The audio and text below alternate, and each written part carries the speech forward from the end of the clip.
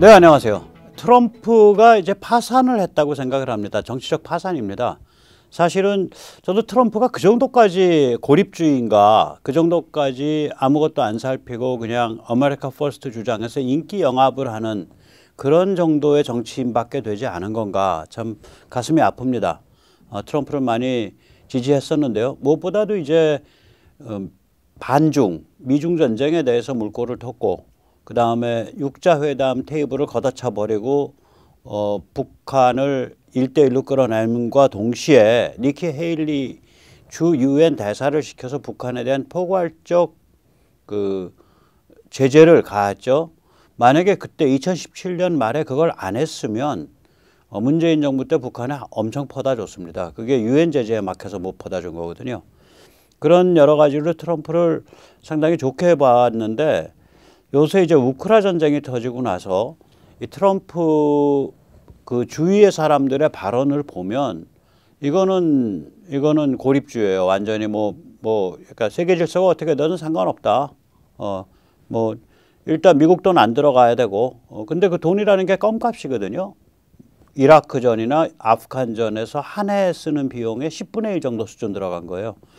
그러는 거 보고서 야, 이거는 좀 아니다, 이런 생각이 듭니다. 그래서 오늘은 그동안 백모가 너무 트럼프에 경도돼 있었다는 그런 이제 말하자면 사상적 고백을 좀 하고요.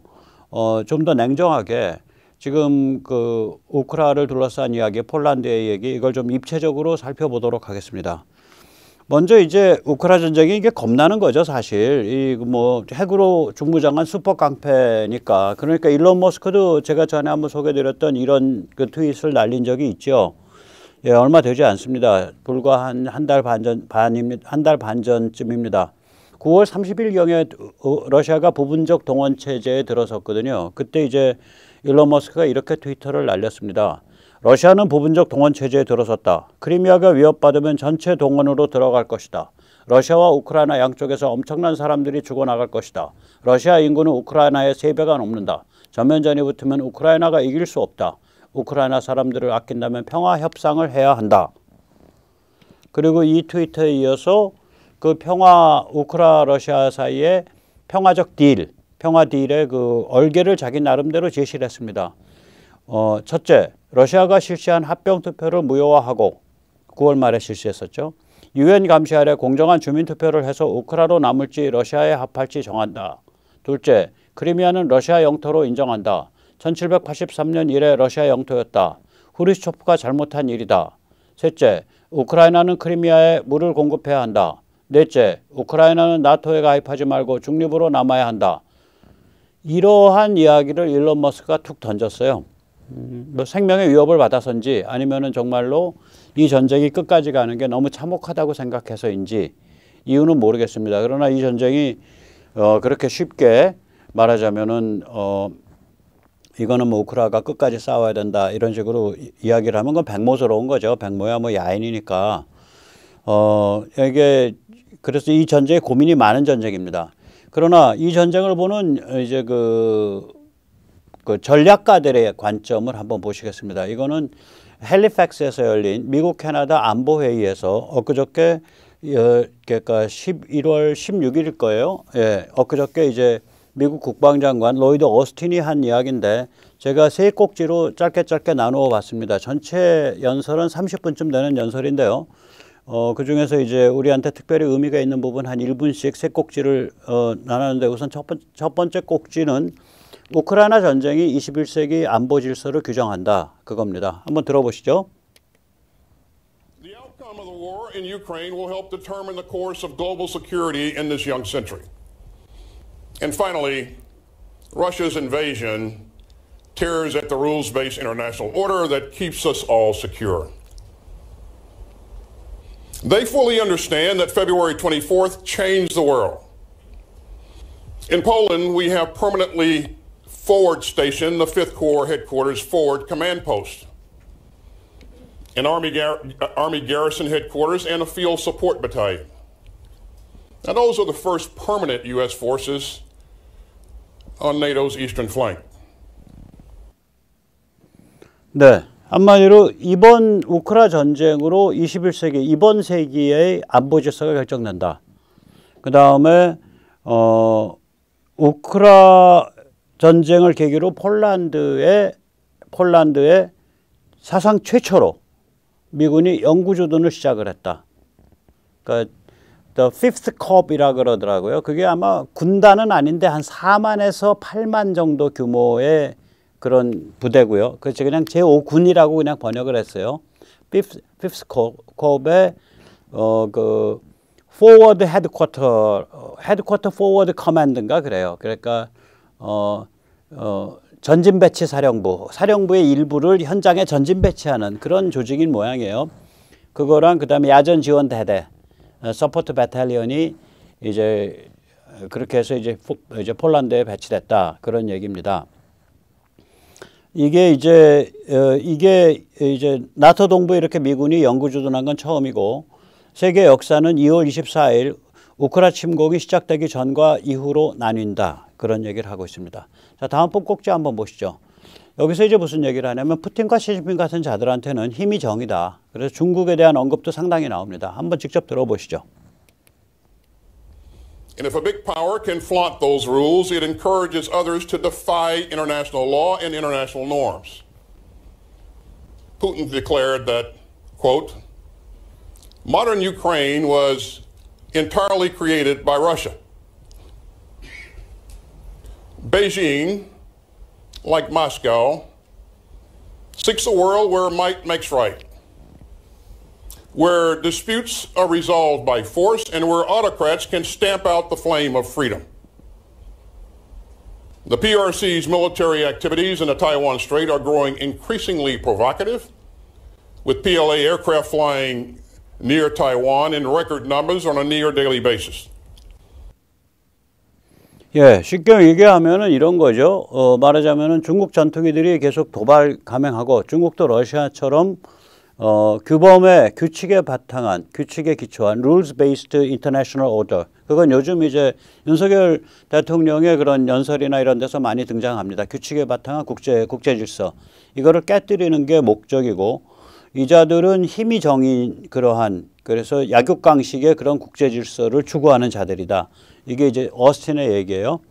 그 다음에 이제 세 번째가 중요합니다. 푸틴이 그럼 이걸 승리한다면 혹은 푸틴이 러시아가 별 타격 안 받고 면죄부를 받는다면 세계는 핵 깡패들의 사냥터가 되기 때문에 핵 확산을 막을 길이 없게 된다. 그 얘기를 해요. 우크라 전쟁에서 그냥 얌전하게 타협을 봐주면은 핵이 사정없이 번져나가게 될 것이다. 이 얘기를 합니다. 무시무시한 얘기를 합니다. 한번 직접 들어보시죠. Of establishing the post-World War II order was far too high to just walk away from. We have security obligations that we cannot walk away from. And the people of the world don't want to go back, to endure a grim new era of upheaval and chaos and war. And Russia's invasion offers a preview of a possible world of tyranny and turmoil that none of us want to live in.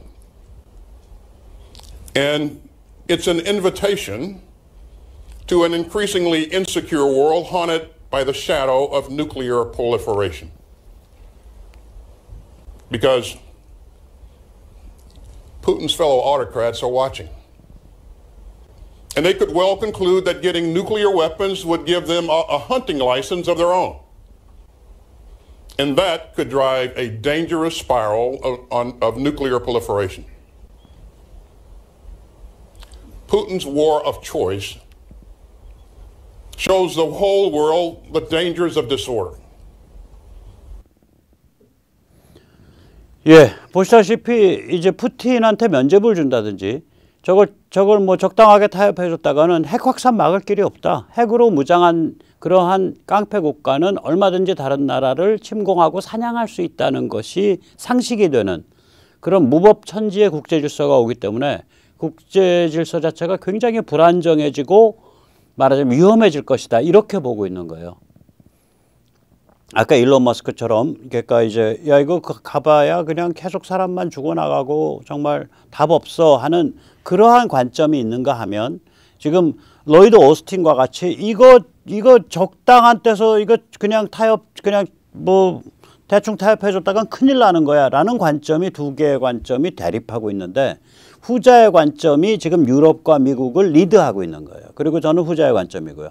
후자의 관점에서 트럼프 진영 및 그 근처의 사람들을 보면 제가 기겁을 하는 거예요. 이게 이 사람들이 이거밖에 안 됐었나. 그래서 마음속에서 트럼프 진영을 싫어하고 버리게 됐습니다. 오늘 그 같은 고백을 드립니다. 그동안 잘 모르고 그 실체를 잘 모르고 트럼프 너무 띄워진 것에 대해서 죄송하다고 말씀드립니다. 이게 이제 돌이켜보면 미국 중간선거가 분수령이었습니다. 미국이 뭐 좀 다르게 가게 되면은 우크라이나는 결국 싸울 힘을 잃는 거죠. 추동력을. 만약에 11월 8일 날 미국에서 친러 고립주의 노선이 의회를 장악했더라면 다시 말하자면 트럼프가 이제 자기 때문에 내독의 레드웨이브 공화당의 대승이 일어났다. 그리고 공화당이 대승을 했더라면 그리고 그 대승에 대해서 트럼프가 자기 노선을 고집한다면 그게 이제 친러 고립주의 노선의 승리거든요. 그러니까 트럼프가 추천된 사람들이 다 친러 고립주의는 아닌데 그 기세가 그렇게 타버리면 이제 친러 고립주의가 승리하게 되죠. 그러면은 이제 이제 살벌해지는 거죠. 지금 뭐 미국 공화당 하원이 장악을 해서 뭐 우크라이나에 대한 원조 들여다보기 시작한다. 그거 다 말짱건 거짓말이에요. 말짱건 거짓말이에요. 이 기세가 꺾였기 때문에 공화당 의원들 대부분이 이 친러 고립주의가 아니거든요. 그냥 좀 들여다보는 척하다 말거나 안 들여다보거나 그렇게 됩니다. 11월 9일 날은 그러니까 미국 선거 다음 날 러시아가 강북 헤르손에서 철수했습니다. 그리고 11월 11일 그 서부 텍사스 중진류가 그때부터 이제 그 유가가 꼬라박히기 시작을 하는데요. 이게 이제 말하자면 거의 10%포인트 딱 빠졌습니다. 불과 한 10일 사이에. 11월 11일 날 88.96달러였는데 21일 날 79.32달러입니다. 이 얘기는 뭐냐면은 어떻게 보는 사람들이 있냐면은요. 그러니까 이 러시아라든지 몇 군데에서 미국 선거에 영향을 미치기 위해서 유가를 인위적으로 가능하면 높게 유지하려고 했다. 사실 이것 때문에 사우디의 빈살만에 대해서 There will be consequences. 너 대가를 치를 거야 라고 바이든이 말했던 거예요. 사실은. 이런 흐름이 1년에 있으니까. 근데 사우디 입장에서는 메뚜기도 한철인데 지금 우리 어차피 그 불황 들어가서 석유 가격 자꾸 떨어질 것 같은데 우리가 좀 떨어지는 속도 좀 조절해야지. 무슨 소리야 하고 이제 말하자면 생 깠던 거죠. 그러고 보면 왜 MBS가 한국에 안 온다 그랬다가 다시 한국에 갑자기 왔는지 좀 나름대로 가설이 서요. 우리가 뭐라고 생각하던 MBS라든지 그러니까 사우디의 그 모하마드 빈 살만 저 사람을 MBS라고 부릅니다. MBS라든지 이러한 외국에서 볼 때는 한국은 대표적인 미국의 지정학적 영향권 안에 있는 최전선 국가예요. 그리고 잘 나가는 국가고. 따라서 한국에 온다라는 얘기는 MBS가 지금 미국과 굉장히 껄끄러운 관계에 있는 MBS가 한국에 온다라는 얘기는 뭐냐면 미국한테 올리브 가지를 흔든 거예요. 내가 너희의 sphere of influence, 영향권을 무시하는 거 아니야. 내가 거기랑 같이 갈 거야. 그러니까 나한테 너무 신경 곤두세우지 마. 이 시그널을 보내는 거예요. 우리가 그러니까 매파가 된 거죠. 매파가. 중간에 거강꾼 같은 역할을 하게 된 거예요. 굉장히 좋은 역할입니다. 우리가 국력이 좋아지고 반도체라든지 뭐 배터리, 전기 자동차, 그 다음에 군수산업 이런 것들이 강력해지니까 이러한 역할을 하게 되는 거죠. 그리고 이제 또 일본을 안 간 거는 그 미국한테 올리브 가지 흔드는 그런 쇼 부리려고 하는데 한국이야 뭐 어차피 네옴시티 할 때 그냥 그 한국 기업들 많이 데려다 쓰는 게 제일 가성비 좋으니까 어차피 데려다 쓸 나라니까 가서 이제 겸사겸사해서 미국한테 올리브 가지 충분히 흔들었어. 뭐 일본까지 가서 뭐 2박 3일로 흔들 일 없어. 됐어. 야, 몸 피거나 가자. 그렇게 됐다고 저는 추정을 합니다. 그 다음에 이제 북한의 미친 듯한 연쇄 도발도 이거랑 관계가 있죠. 미국이 우크라의 지원으로 확실하게 굳어지니까, 즉 다시 말하자면 친러 고립주의가 미국에서 발을 못 붙이게 되니까, 그 다음에 이제 러시아도 초조해지는 거고 중국도 초조해지는 거죠. 저게 러시아가 좀 체면 좀 건지고 그 뒷맛이죠. 다음에 뭔가 또 도모할 수 있는 상태로 빨리 저게 미봉이 돼야 되는데, 지금 저 상태 이제는 뭐냐면 끝까지 가는 게임이거든요. 이거 올인이에요. 올인. 너 푸틴 올인 했어? 우리도 올인 할게. 우크라 사람이 올인해. 우리는 우크라 사람들한테 칩 쓸 수 있는 저기 플라스틱 조가리만 좀 주면 돼. 이거거든요. 너 우크라 사람이랑 잘 싸워봐.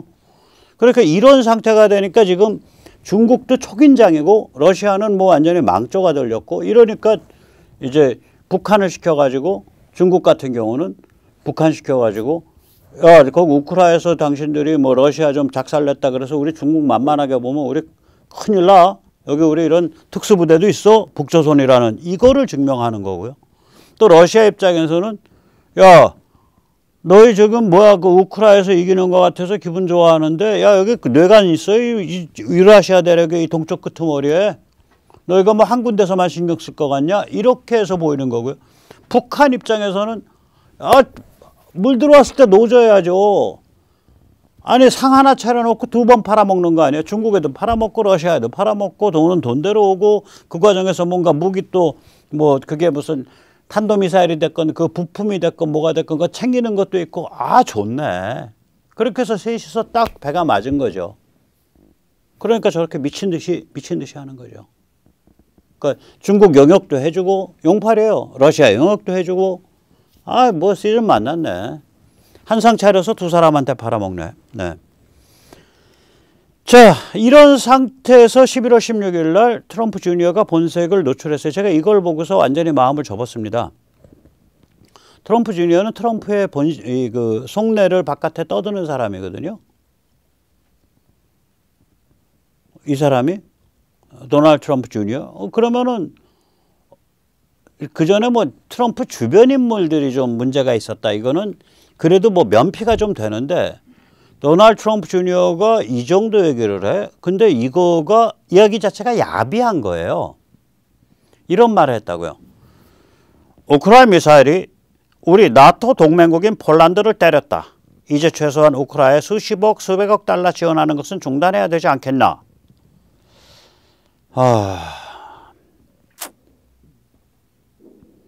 저게 지금 공식적인 스토리는 뭐냐면, 아마 저는 그 스토리가 맞을 수도 있다고 보는데, 그러니까 러시아의 미사일을 우크라 쪽에 S-300 요격 미사일이 떠서 노렸는데, 그게 빗나가가지고, 원래 이제 요격 미사일이 빗나가면 공중에서 폭발해야 되는데, 공중에서 폭발하지 않고 폴란드로 떨어져서 폴란드 그 국경 마을에서 사람이 2명이나 죽은 비극적 사건이잖아요.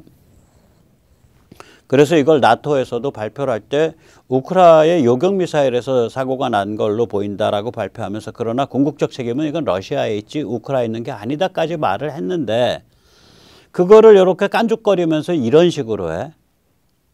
이거 딱 보고 트럼프 주장 끝났다.